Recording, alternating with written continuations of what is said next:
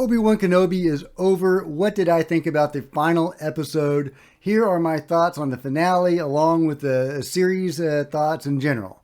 Okay, welcome to Raging Rancor. By the way, before I get too far into it, please hit like, please subscribe, and when you do, please hit the bell next to it to be notified of future videos.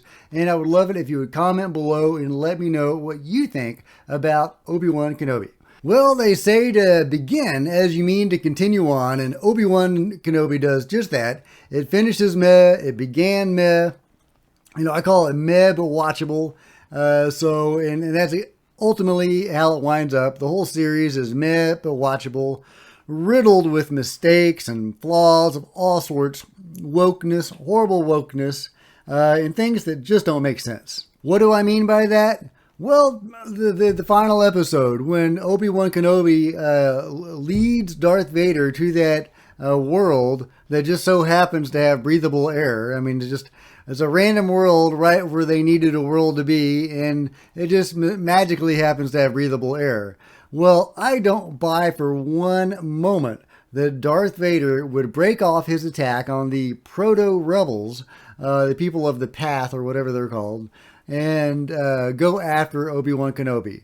Now, he might have taken that shuttle that he goes down to the planet with and pursue him in that shuttle. That would make sense. I would buy that. But there's no way he would divert his entire Star Destroyer after Obi-Wan Kenobi, especially if he just meant to go down there and fight him mano a mano. That's ridiculous. That's absurd. At the very least, if he did take his Star Destroyer to pursue Obi-Wan Kenobi, he would dispatch a fleet of TIE fighters after the people of the Path. You know, the ship that Leia is on.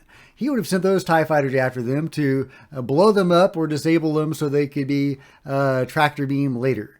It makes no sense to buy into that. Means buying into motivations that don't make any sense, that are totally illogical, characters behaving in ways that they just would not behave. It's just stupid. It's bad writing. They just needed that for the plot to happen, and they were such bad writers they couldn't think of any other way to do it. I mean, I'm a writer. I can think of many other ways to get that job done. Like I said, just have Vader pursue Obi-Wan in a shuttle down to the planet while the Star Destroyer continues after the proto-rebels, and right as they're closing in on the people of the Path, the engineer guy, whatever he is, he gets the hyperdrive to work and it shoots off. I mean, that's easy. That's, a no-brainer.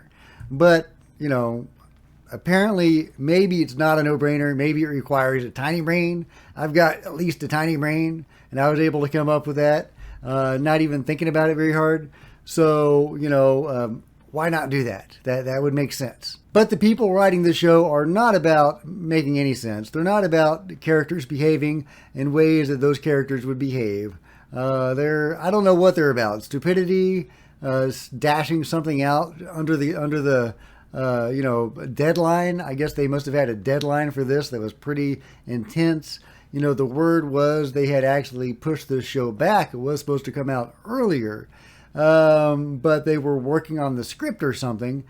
So I was really thinking we were going to get a solidly scripted show for this series. Well, we did not. This was a mess. It was just awful. The writing was just god-awful. Why did Reva go back to the planet, to Tatooine? Why did she go to Tatooine? Why was she going after Luke? What was her motivation? I read somewhere that maybe she was trying to kill Luke to get revenge on Darth Vader for stabbing her, which doesn't make any sense, because how in the world would she have known that Luke was his son? That's absurd. I can kind of buy her knowing that that's Anakin under that mask. If she was there at the temple that day, and some stormtroopers were calling him, or clone troopers were calling him Lord Vader, then yeah, sure, okay, maybe she can put two and two together, and she knows that when Darth Vader appears, that's the dude, that's Anakin. But how the heck would she have known about Luke? That's ridiculous, that's absurd. So if that's the reason why she is going after Luke, that is just horrible writing all around. First of all, her flip doesn't work, where she becomes good. That was just really poorly executed. She gets stabbed twice in the chest by Darth Vader and survives. No, that's bad writing, guys. It's bad writing. I'm a writer. Hire me, or at least somebody that knows what the fuck they're doing. And, write a good Star Wars show that honors the spirit of Star Wars and the intellect of the viewer. Even if we're talking 5-year-olds, 5-year-olds know better than that. But no. Okay, now let's talk about the duel. The much touted duel between Obi-Wan Kenobi and Darth Vader. The rematch of the century, according to Kathleen Kennedy. And of course, we should never listen to a word that Kathleen Kennedy says. And this is a prime example because it is the lamest rematch ever in the history of rematches. I'm sure some sports aficionado can tell me of one rematch that was lamer. But other than that example, this was pretty damn lame. So we've got Obi-Wan Kenobi on this horrible CGI background and this, horrible blue screen environment or green screen environment. And you got Vader there. I guess he's played by Hayden Christensen. They should not have let Hayden get in the suit. Hayden is a smaller guy. He's wiry. He's not a big guy like David Prowse was. You need somebody like David Prowse, a big old bodybuilder Hulk, to play Darth Vader. The physicality is just all off. It's bad. It's creaky. It's awkward. It does not work. So just on that fundamental level, do I buy Vader as a being? No, I do not buy Vader as a being on this TV show because he is time and again portrayed by Hayden Christensen. And maybe there are some times where they got some bigger guy in the suit. I don't know. That one fight he had with Reva was pretty good. Maybe that was somebody else. Maybe she was just shorter so it looked better. I don't know. Maybe they got a guest director on that day and they were able to make it work. Who knows? But so we've got Obi-Wan Kenobi. Finally, he has rediscovered his abilities and his powers, reconnected with the Force, and he is, after a beatdown by Vader, a horrible CGI beatdown where a bunch of horrible CGI boulders get piled on Obi-Wan. Obi-Wan thinks of Leia, and Leia, who's only known for a few days, gives him the strength to throw those boulders off and go after Vader and kick his ass, and really does kick his ass. And then once he's finally kicked his ass, he just walks off. He said, "Okay, I kicked your ass. I guess I did what I needed to do. You have fun repairing your helmet. See you again in a few years." No, that's stupid. That's horrible. Oh my God, who's writing this awful show? What the fuck? What the fuck? Okay, I'm calming down. Taking deep breaths. Yeah, and why does Obi-Wan Kenobi think of Leia? Why does she give him strength? There's a horribly written character who's played by a girl that looks more like 7 than 10.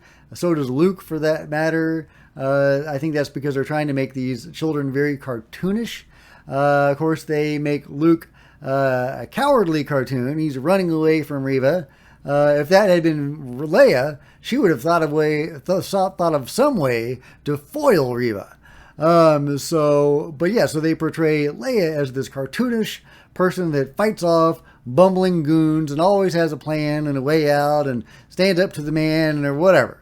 It's just really stupid how they portray Luke and Leia in this series. And it's clear that there's an agenda there. They're not trying to portray characters behaving the way that characters would organically. They are putting in an agenda. That is modern day Lucasfilm and modern day Disney as a whole. But that is certainly modern day Lucasfilm. There are, people like Jon Favreau and Dave Filoni who have found ways to not be as political and not make this so agenda driven. By this, I mean their shows. There's wokeness in The Mandalorian, to be sure, but much less. At any rate, they don't let it detract from the characterization. And that's what happens here. I was really hoping that they would kill Reva off. I heard they were going to give her her own series. I hope that doesn't happen. She's the blandest, worst written villain in Star Wars history, and they're going to make her the most bland protagonist in Star Wars history. I sure hope not. She survived 2 lightsaber thrusts through the chest. Let her have a break. Let her have a little vacation.